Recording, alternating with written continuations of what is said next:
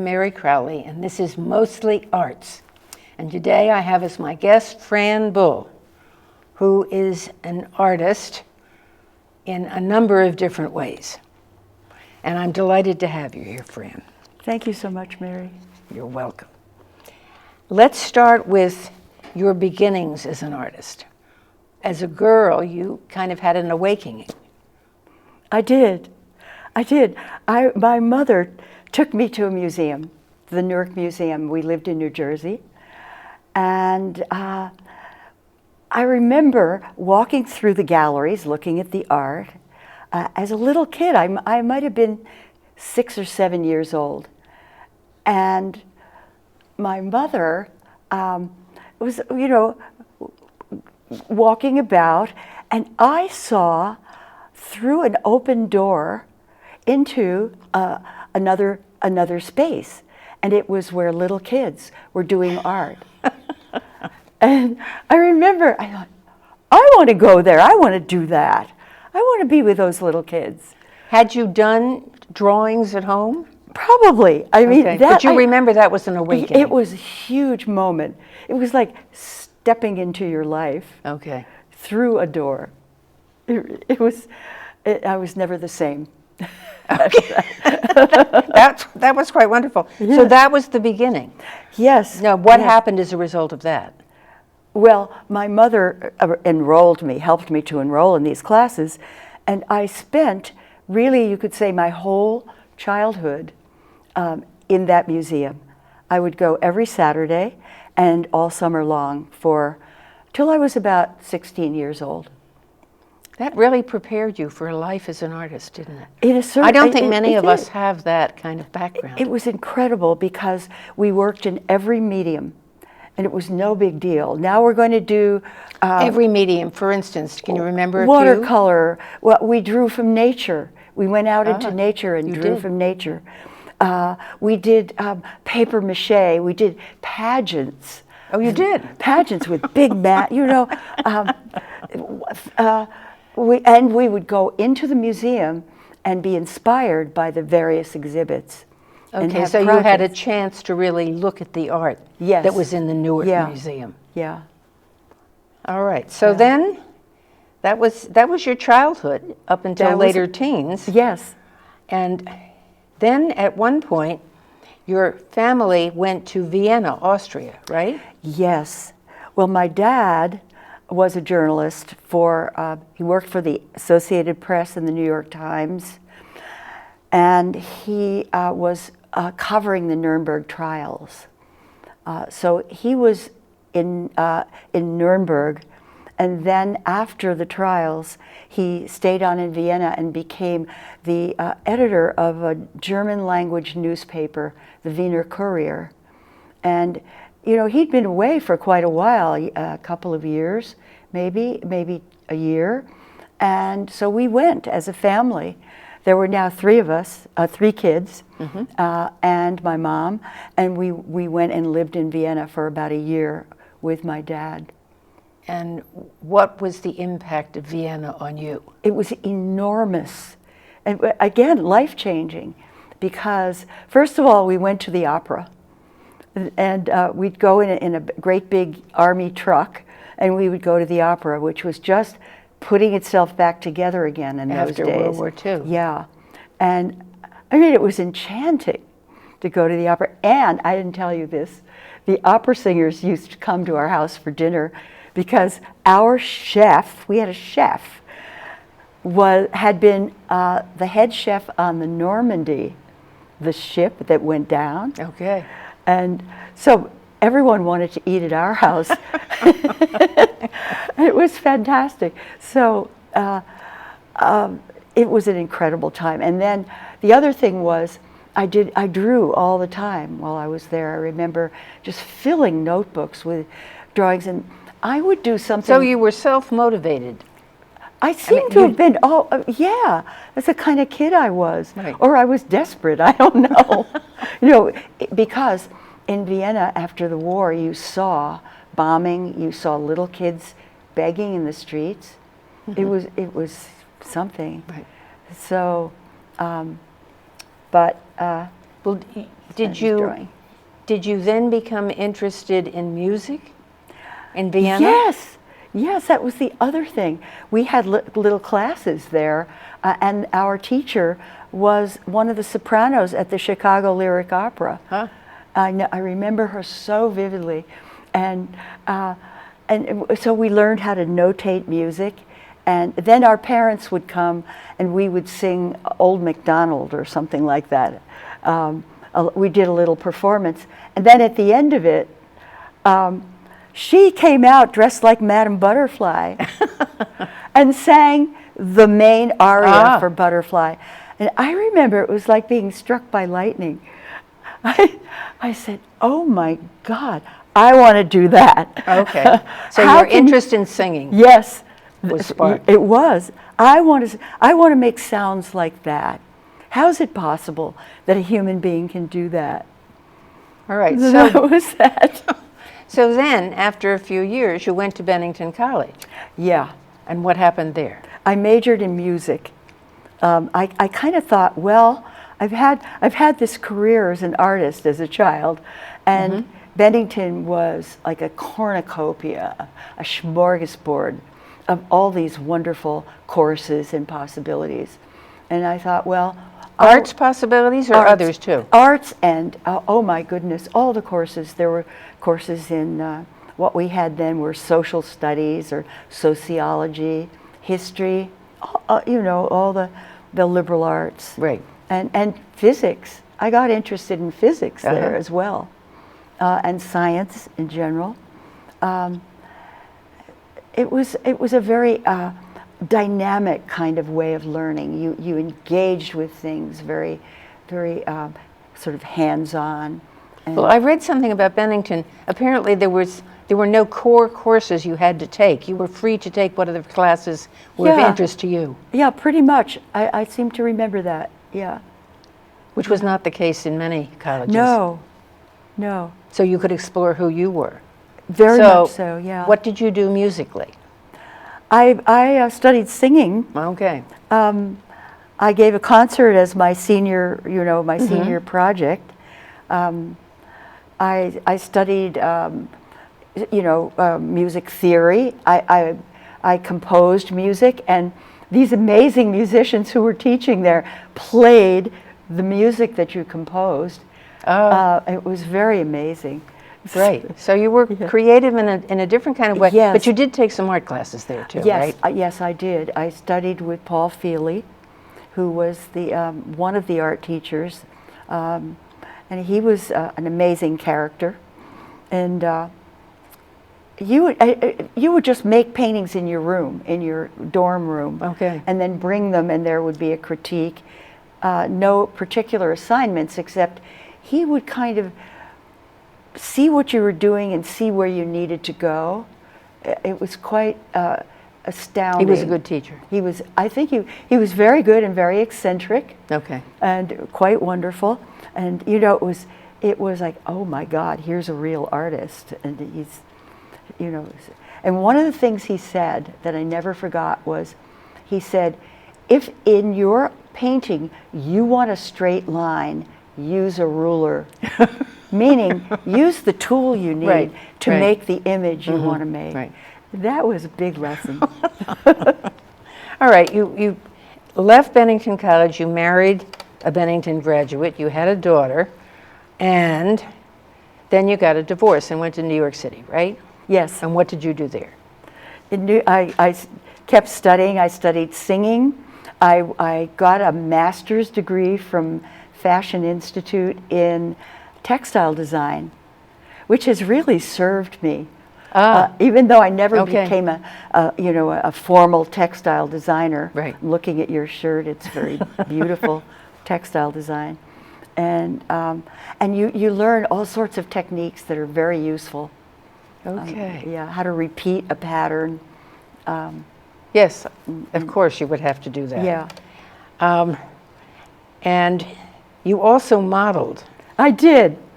I was like cute, and I wore a size 8 in those days. Right. And I had done that during Bennington, during my Bennington years, during the summers and stuff to make money.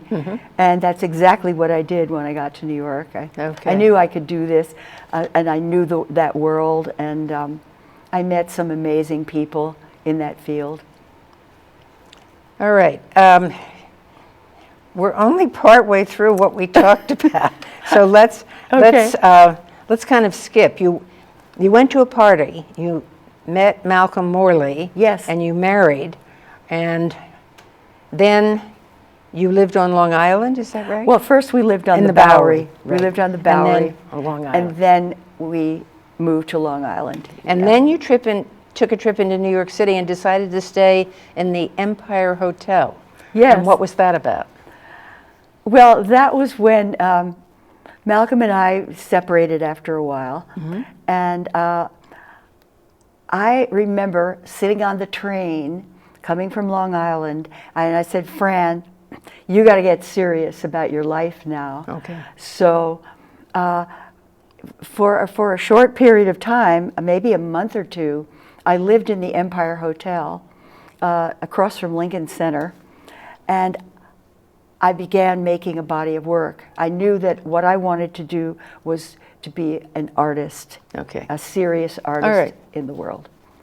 So that's what I did, and I worked every day and made a body of work. And then you connected with a dealer. Yes. And what happened then? Well, after I had this group, they were fairly 4 paintings, but they were photorealist, so they took forever to complete. Right. I screwed up my nerve, and I called Louis Mizell and said, I had known him through Malcolm. Okay. And I said, I want you to represent me. And he was kind of shocked. And he came out, I think the same afternoon. He took what I had, and he sold it that weekend. All right, so that was confirmation that you were an artist and could sell your work. Yes. Okay. You seem to have had serendipitous moments in your life when things just fell into place. Yes, you know, they say when the pupil is ready, the teacher appears. That has been the story of my life. That is wonderful. It really is. And I'm so grateful. All right, then we go on to your next marriage to Dave Fitzgerald and Jungian therapy. Yes. Well, after a while, I realized I couldn't continue with photorealism. And photorealism means what? Photorealism is where you make paintings that are hyper real, and they look as if they are photographs. So, for instance, what was one of your paintings? One of my paintings is now at the Hub. You can see it. It's lions in the Serengeti Plain. Okay, and so you tried to make those lions as realistic as you possibly could. Yes, yes. And I realized that this wasn't my soul. Okay. This wasn't that child who had been in the museum. You went back to the museum, yes. Working from passion and working from inspiration. Right. And free in a certain way. Free. This other was being a part of a movement, the photorealist movement. Okay. And there are some very famous painters from that movement. Malcolm was one. Chuck Close. Yes. Audrey Flack. Very, very spectacular photorealist paintings on a huge scale. And when was that? That was in the late 60s and early 70s. Okay. All right. Yeah. Yeah. We're kind of way back. Yes. Yeah. You talked about getting connected with Carl Jung, Jungian therapy. Right. Right. And what was that about? I was sort of saying that I knew that I had to move into some other kind of work that was very personal, maybe autobiographical, I didn't know. And I struggled with that. And my daughter, who has been a muse in my life, it turns out, my daughter said, "Mom, you should go into Jungian therapy. It's dream work, And you. How old was she when she said that? I mean, was she in her 20s? Yeah, Okay. she was. Yeah, and I had gone to a lecture by Marion Woodman, who wrote an incredible book for women. And I remember afterwards, I said, Marion, I want to work with you. Ah. She was in Toronto. Oh. She said, don't work with me, work with Sylvia Pereira, who lives, by the way, in Vermont still. Now? Yes. Okay. I think she lives in Burlington. And so I did. I called up Sylvia and began working with her. Worked with her for 13 years. And was working with her after you moved to Vermont? Or before? Before. I was in New Jersey. Living Okay. in New Jersey, yeah. Yeah, you were in New York City and then went to New Jersey. Mm-hmm. And you mentioned that you got in touch with your muse.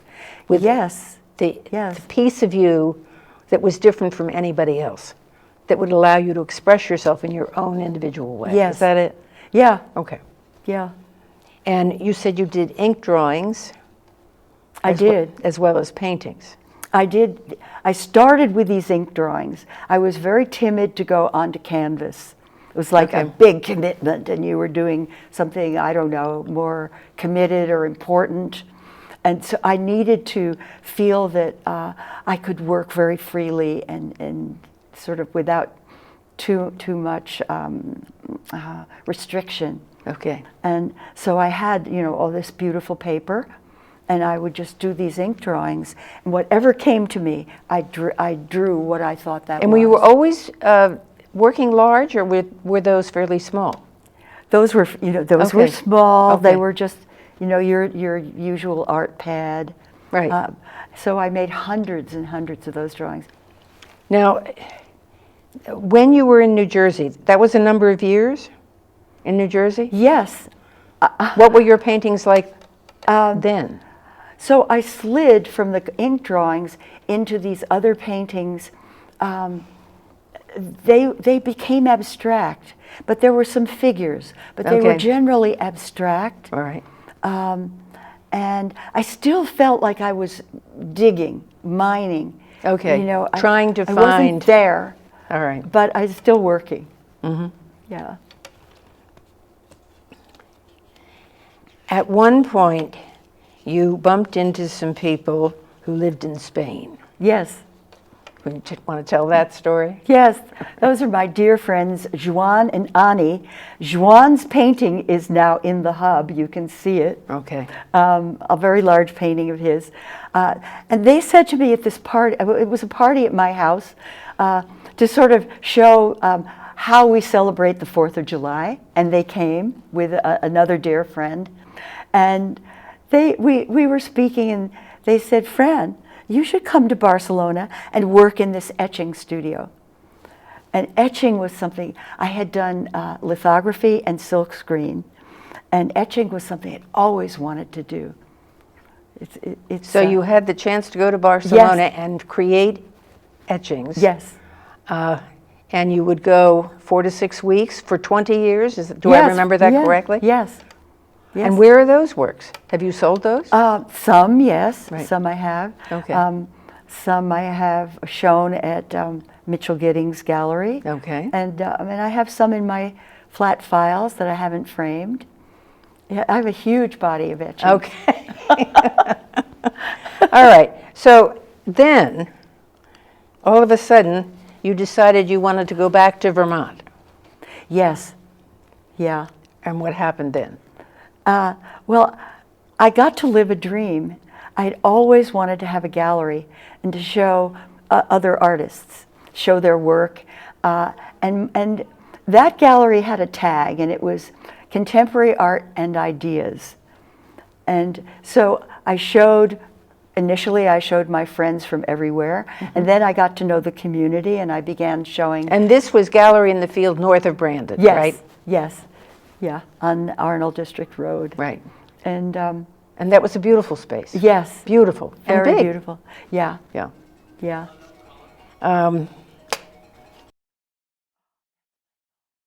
Well, let's go to the present day now. Do you want to talk about this first? Yes, yes. Briefly, during COVID. Let's see, have it. Can you hold it up? Yeah. Yeah, just that's there. good. It shows beautifully. Yeah. During COVID, I didn't go anywhere. I stayed in my studio, and I began drawing these ink drawings, but just drawing them in a sketchbook, and eventually they sort of spilled over into. I actually did some on canvas, ink drawings with pen on canvas. Interesting. And this is on canvas. Okay. This is an ink drawing with color washes, and the subject is the Divine Comedy, and you see Dante here at the bottom, and it's from the first canto of the Inferno. In the middle of the road of my life, I found myself in a dark wood where the way was obscured. And that's sort of like the midlife crisis that Dante speaks about, and that we all know one way or another. So that shows it beautifully. Yeah, it does. It does. It's fantastic. All right. So then, after you did that, then you were offered a large space as a studio, right? Yeah, I had my studio in Brandon, and then the darling Bill Ramage, who is an artist, who is a wonderful, amazing artist in our community, he asked me if I'd like to have this space at the Hub Co-works on Merchants Row, and it was so tempting. I was sort of like salivating, looking at this space. So I said yes. So you went down and looked at that huge space. Yes. It really is. Yeah. It's even larger because it's one wall is mirrored, so it feels twice as large. It was a dance studio, I think. Yes, originally. That makes perfect sense. Yes. But it's perfect for your large canvases too. Yes.